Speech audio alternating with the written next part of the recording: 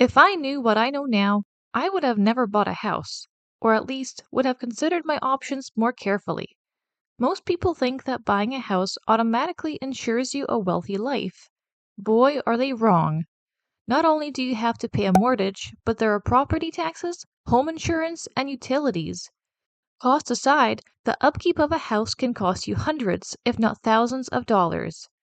When my boyfriend and I bought our first house in Calgary, it was a 5 bedroom, 2 bath that was built in the 80s. It was newly renovated with white granite countertops, vinyl flooring, and an updated bathroom. Our first night there, we decided to take a bath. We were having a relaxing time unwinding after the stress of moving our things in and signing paperwork. I remember thinking how amazing it was that we made our dream of owning a home a reality. But that bliss quickly faded when I decided to go downstairs and check if everything was okay.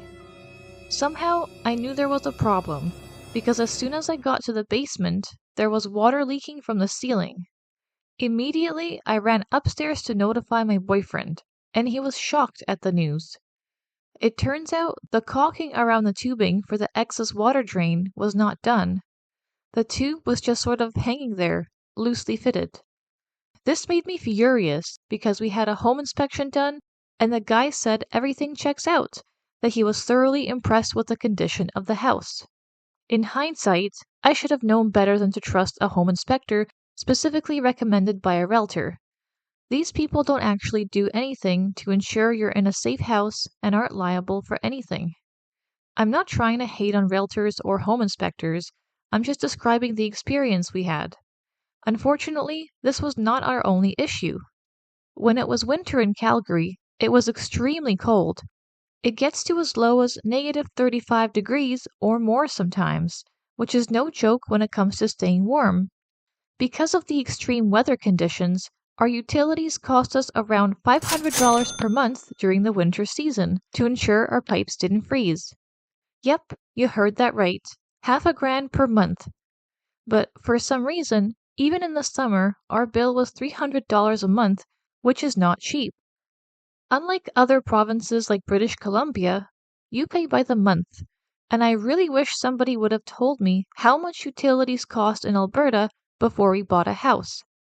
The icing on the cake is that during our first year there, the gas furnace broke in the middle of winter.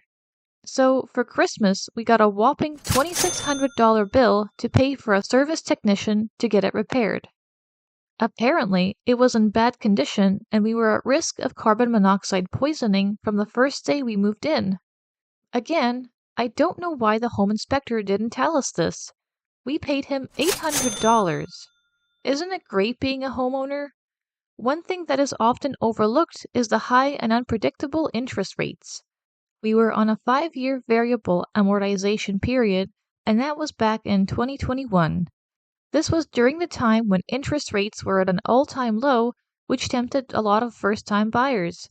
And of course, the very moment we decided to buy was when the Bank of Canada decided everyone was too rich and needed to cough up more dough, so they started increasing them out of nowhere. This means that you no longer have control over your monthly bills. Your mortgage can literally double with interest rate hikes. Nobody tells you about how hard it is. I used to think that renting was a waste of money, but now I appreciate it more. You know how if something breaks, like the washing machine or the oven stops working, you don't have to worry about it? Because you just call up your landlord or property manager and they deal with it. It's no longer your problem. The level of peace my boyfriend and I now get from just renting a 1 bedroom basement suite does not compare to the joy of owning a house. Would I do it again? Maybe, but I would definitely be more selective and super cautious. Don't get me wrong, there are definitely benefits. You can never get evicted, you can barbecue, have pets, and invite guests over anytime without needing to answer to anybody. Needless to say, we sold our house exactly 1 year later in 2022 and moved back closer to family.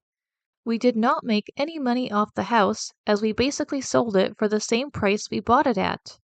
There were realtor fees we had to pay for, as well as sign legal documents.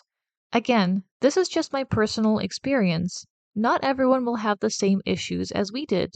And who knows, maybe we just got super unlucky.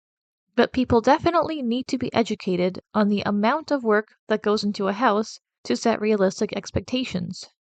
At one point, we had bills up to the yin yang and decided to rent out the downstairs suite. Unfortunately, our tenant was a nightmare. She didn't live there long, but that's a story for another time. I hope this video shed some light on the reality of homeownership and how it's not all sunshine and rainbows. And if you are a homeowner or had a similar experience where you can relate, please share it in the comments.